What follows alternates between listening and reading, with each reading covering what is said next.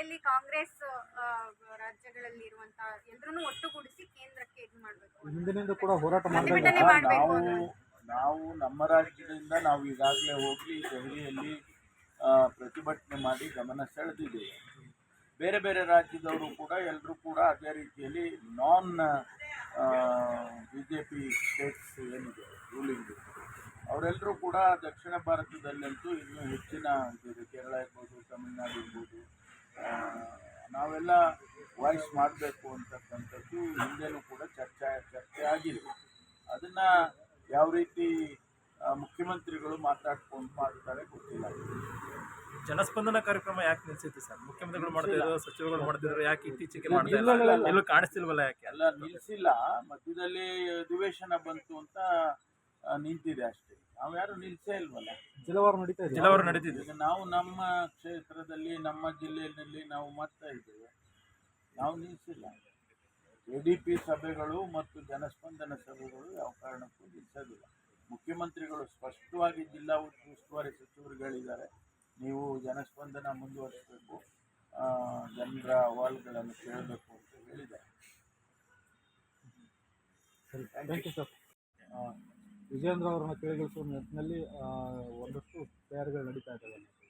ಅಲ್ಲ, ನಮ್ಮ ಬಗ್ಗೆ ನೀವು ಭಾಳ ಹೆಚ್ಚು ಪ್ರಚಾರ ಕೊಟ್ಟಿದ್ದೀರಿ, ಅವ್ರಿಗೂ ಪ್ರಚಾರ ಕೊಡಿ. ಯಾಕೆಂದರೆ ಬರೀ ನಾವು ಊಟ ಮಾಡೋದು ಮಾತ್ರ ನೀವು ಜನಗಳಿಗೆ ಹೇಳಿದ್ರೆ ಆಗೋದಿಲ್ಲ.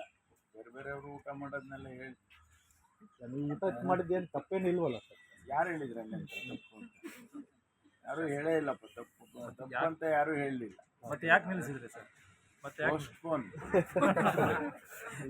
ನಿಲ್ಸೋದಕ್ಕೂ ಮುಂದೂಡೋದಕ್ಕೂ ಅದು ಬೇರೆ ಬೇರೆ. ಶಾಸಕಾಂಗ ಪಕ್ಷ ಬಹಳ ಕುತೂಹಲ ಮೂಡಿಸಿದೆ ಸರ್. ಏನು ಸಂದೇಶ ಎಲ್ಲ ಶಾಸಕ ಗೊತ್ತಿಲ್ಲ, ಅಜೆಂಡಾ ಏನಂತ ಗೊತ್ತಿಲ್ಲ. ನಾನು ಕೂಡ ಗೆಸ್ ಮಾಡ್ತಾ ಇದ್ದೀನಿ ನೋಡಿ, ಯಾಕೆಂದರೆ ಇನ್ನೂ ಶಾಸಕಾಂಗ ಪಕ್ಷದಿಂದ ನಮ್ಗೆ ಯಾವುದೇ ಮಾಹಿತಿಗಳು ಬಂದಿಲ್ಲ. ಅನೇಕ ಶಾಸಕರುಗಳಿಗೆ ಅವರ ಕ್ಷೇತ್ರದಲ್ಲಿರ್ತಕ್ಕಂಥ ಸಹಜವಾಗಿ ವಿಶೇಷ ಅಧಿವೇಶನದ ಸಂದರ್ಭದಲ್ಲಿ ಬಜೆಟ್ ಸೆಷನ್ ಬರುತ್ತೆ, ಅವ್ರವ್ರ ಕ್ಷೇತ್ರದಲ್ಲಿ ಕೆಲಸಗಳಿದ್ವು. ನಮ್ಮ ಕ್ಷೇತ್ರದಲ್ಲಿ ಕೆಲಸ ಆಗಬೇಕು, ಇಂಥ ಕೆಲಸ ಆಗಬೇಕು, ಇದಕ್ಕೆ ಹಣ ಕೊಡಬೇಕು ಅಂತೆಲ್ಲ ಹೇಳ್ತಾ ಇರ್ತಾರೆ. ಅದಕ್ಕೆ ಅವಕಾಶ ಕೊಡಬೇಕಲ್ಲ. ಮುಖ್ಯಮಂತ್ರಿಗಳು ಬಜೆಟ್ ಪ್ರಿಪೇರ್ ಮಾಡುವಾಗ ಅದನ್ನೆಲ್ಲ ಪರಿಗಣಿಸೇ ಮಾಡ್ತಾರೆ, ಗಣನೆಗೆ ತಗೊಂಡೇ ಮಾಡ್ತಾರೆ. ಈಗ 16 ಕ್ಯಾಬಿನೆಟ್ಗೆ ಜಾತಿ ಗಣತಿ ತರಬೇಕು ಅನ್ನುವಂಥ ವಿಚಾರ ಇದೆ. ಆ ಹಿನ್ನೆಲೆಯಲ್ಲಿ ಅಲ್ಲ, ಅದನ್ನು ಚರ್ಚೆ ಮಾಡ್ಬೋದು. ಯಾಕಂದರೆ ಅವ್ರ ಗಮನಕ್ಕೆ, ಶಾಸಕರ ಗಮನಕ್ಕೆ ತರೋದು ಸಾಮಾನ್ಯವಾಗಿ ಬಜೆಟ್ನಲ್ಲಿ ಮಾಡುವಂಥದ್ರಲ್ಲಿ ಅಥವಾ ಕ್ಯಾಬಿನೆಟಲ್ಲಿ ಚರ್ಚೆ ಮಾಡುವಂಥ ಮುಖ್ಯವಾದಂಥ ಪಾಲಿಸಿ ಡಿಸಿಷನ್ಗಳಿದ್ದರೆ ಅದನ್ನು ಕೂಡ ಶಾಸಕಾಂಗ ಪಕ್ಷದಲ್ಲಿ ಚರ್ಚೆ ಮಾಡ್ತಾರೆ. ಇದನ್ನು ತರಬಹುದು ಅಂತ ಅಂದ್ಕೊಳ್ತೀನಿ. ಅನುದಾನದೊಂದು ಅಸಮಾಧಾನ ಇದೆ ಸರ್, ಅದನ್ನೇನಾದರೂ ಭರವಸೆ ಏನಾದ್ರು ಕೊಡ್ತಾರಾ? ಇಲ್ಲ, ಈಗಾಗಲೇ ಹೇಳಿದ್ದಾರೆ, ಮೊನ್ನೆನೇ CLP-ನಲ್ಲಿ ಹೇಳಿದ್ದಾರೆ. ಸರ್, ತಮ್ಮ ನೇತೃತ್ವದ ಸಭೆಗೆ ಬ್ರೇಕ್ ಬಿದ್ದ ಬೆನ್ನಲ್ಲೇ TCM ಅಲರ್ಟ್ ಆಗಿದ್ದಾರೆ ಸರ್. ಹಿರಿಯ ನಾಯಕರನ್ನು ಭೇಟಿ ಆಗ್ತಾ ಇದ್ದಾರೆ ಸರ್. ಈಗ ದೆಹಲಿ ಚಲೋ ಏನಾಯ್ತು ಅನ್ನೋದು ಪ್ರಶ್ನೆ ಶುರುವಾಗಿತ್ತು. ಅಲ್ಲ, ಈಗ ಅದನ್ನ ಹುಡುಕಿಸ್ಬೇಕು. ಕಾಡಿನಲ್ಲಿ ಅವರು ಎಲ್ಲಿ ಬಿಸಾಕಿದ್ದಾರೆ ಗೊತ್ತಿಲ್ಲ, ಅದನ್ನು ಹುಡುಕಿಸ್ಬೇಕು. ಅದಕ್ಕೆ ಈಗಾಗಲೇ ಇಲಾಖೆಯವರು ಪ್ರಯತ್ನ ಮಾಡ್ತಿದ್ದಾರೆ. ಪರಿಹಾರ ಕೊಡೋ ವಿಚಾರದಲ್ಲಿ ಮತ್ತು ಅವ್ರಿಗೆ ಪುನರ್ವಸತಿ ಕಲ್ಪಿಸೋ ವಿಚಾರದಲ್ಲಿ ಸರ್ಕಾರ ತೋರಿಸಿದಂಥ ಮುತುವರ್ಜಿಯನ್ನು ಶಸ್ತ್ರಾಸ್ತ್ರಗಳನ್ನು ವಶಪಡಿಸಿಕೊಳ್ಳೋ ವಿಚಾರದಲ್ಲಿ ತೋರಿಲ್ಲ ಅಂತ ಸರ್ BJP ಇಲ್ಲ. ಅದು ಹೇಳ್ತಾ ಇರ್ತಾರೆ ಅಂದರೆ ನಾವು ಮಾಡೋ ಕೆಲಸ ನಾವು ಮಾಡ್ತೇವೆ. ಈಗ ಶಸ್ತ್ರಾಸ್ತ್ರ ಹುಡುಕಬೇಕು, ಎಲ್ಲಿ ಕಾಡಲ್ಲಿ ಇಟ್ಟಿದ್ದಾರೆ ಅಂತ ಅವ್ರನ್ನ ಕೇಳ್ಕೊಳ್ಬೇಕಾಗುತ್ತೆ. ಅವರಿಂದ ಸಹಾಯನೂ ತಗೋಬೇಕಾಗುತ್ತೆ. ಅದನ್ನು ಕೇಳಿಕೊಂಡು ಮಾಡ್ತಾರೆ.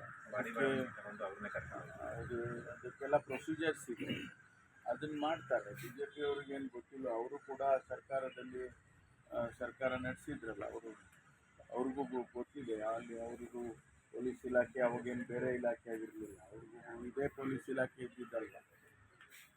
ಇಷ್ಟೇ ನಕ್ಸಲ್ರು ಸರ್ ಇನ್ನೂ ಇದ್ದಾರಾ ಕಾಡಲ್ಲಿ? ಇಲ್ಲ, ಅವರು ನಮಗೆ ಸಿಕ್ಕಿದಂಥ ಮಾಹಿತಿ ಪ್ರಕಾರ ಅವ್ರನ್ನ ಹೊರಗೆ ಹಾಕಿದ್ರು ಅಂತ ಅದೇನೇನು ಕಾರಣ ಗೊತ್ತಿಲ್ಲ, ಅದನ್ನು ಈಗ ಹುಡುಕಿಸ್ತಾ ಇದ್ದಾರೆ ಅವರು. ಅದೇ ಭಾಗದಲ್ಲಿ ಮಂಗಳೂರು ಆ ಏರಿಯಾದಲ್ಲೇ ಇದ್ದಾರೆ ಅಂತ ಏನೋ ಒಂದು ಮಾಹಿತಿ ಇದೆ. ಈಗ ನಕ್ಸಲ್ ಮುಕ್ತ ಅಂತ ಹೇಳ್ತೀವಿ ಸರ್, ಇಷ್ಟಕ್ಕೆ ಮುಗಿದ್ರೆ ಸರ್ ಬೇರೆ ಏನಾದರೂ ಇದಾರ ಅನ್ನೋಂಥ ಮಾಹಿತಿ ಇಲ್ಲ, ಬೇರೆ ಏನು ನಮಗೆ ಇಲ್ಲಿವರೆಗೆ ಸಿಕ್ಕಿರೋ ಮಾಹಿತಿ ಪ್ರಕಾರ ಇವರೇ 6 ಜನ ಲಾಸ್ಟ್ ಅಂತ. ಹೊರಗಡೆಯಿಂದ ಬೇರೆ ರಾಜ್ಯದಿಂದ ಏನಾದರೂ ಬಂದರೆ ಅದನ್ನು ಮಾನಿಟ್ರ್ ಮಾಡ್ತಾರೆ. ಕೆಲವು ಸಂದರ್ಭದಲ್ಲಿ ಒರಿಸ್ಸಾ ಕಡೆಯಿಂದ ಬರೋ ಸಾಧ್ಯತೆ ಇದೆ ಅಥವಾ ಕೇರಳದಿಂದ ಬರೋ ಸಾಧ್ಯತೆ ಇದೆ. ಅದನ್ನು ಬಾರ್ಡ್ರ್ನಲ್ಲಿ ಇನ್ಮೇಲೆ ಅದನ್ನು ಮಾನಿಟ್ರ್ ಮಾಡ್ತಾರೆ. ಒಟ್ಟಾರೆ ಆ ನಕ್ಸಲಿಸಮ್ ಅನ್ನೋದೇನಿದೆಯಲ್ಲ ಅದನ್ನು ಡಿಸ್ಕರೇಜ್ ಮಾಡ್ತಕ್ಕಂಥ ಪ್ರಯತ್ನ ನಾವು ಸರ್ಕಾರದಲ್ಲಿ ನಾವು ಮಾಡ್ತೀವಿ. ಅದನ್ನೇ ಮುಖ್ಯಮಂತ್ರಿಗಳು ಹೇಳಿದ್ರು, ನಿಮ್ಮ ಹೋರಾಟ ಏನಿದ್ರು ಸಮಾಜದ ಮುಖ್ಯವಾಹಿನಿಗೆ ಬಂದು ಕಾನೂನಾತ್ಮಕವಾಗಿ ನಿಮ್ಮ ಹೋರಾಟಗಳನ್ನು ಮಾಡ್ಕೊಳ್ಳಿ, ಶಸ್ತ್ರಾಸ್ತ್ರ ಇಟ್ಕೊಂಡು ಹೋರಾಟ ಮಾಡೋದು ಬೇಡ ಅಂತೇಳಿ ಒಂದು ಅಪೀಲ್ ಮಾಡ್ಕೊಂಡಿದ್ದಾರೆ. ಅದನ್ನು ಬೇರೆ ಇನ್ಯಾರೂ ಕೂಡ ಇಲ್ಲಿ ನಮ್ಮಲ್ಲಿ ಆ ರೀತಿ ನಮಗಿರೋ ಮಾಹಿತಿ ಈಗ ಸದ್ಯದ ಪರಿಸ್ಥಿತಿಯಲ್ಲಿ ಯಾರೂ ಇಲ್ಲ. ಅಲ್ಲ ಈಗ ಸರ್, ಈಗ ನಕ್ಸಲರಿಗೆ ಪ್ಯಾಕೇಜ್ ಕೊಟ್ಟ ಹಾಗೆ ಸರ್, ವಿಕ್ರಮ್ ಗೌಡ ಅವರ ಕುಟುಂಬದವರು ಪರಿಹಾರ ಕೇಳ್ತಾ ಇದ್ದಾರೆ ಸರ್.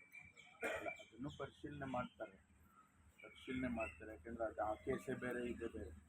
ಈ ವಿಡಿಯೋ ನಿಮಗೆ ಇಷ್ಟವಾದಲ್ಲಿ ಲೈಕ್ ಮಾಡಿ, ಶೇರ್ ಮಾಡಿ, ಸಬ್ಸ್ಕ್ರೈಬ್ ಮಾಡಿ.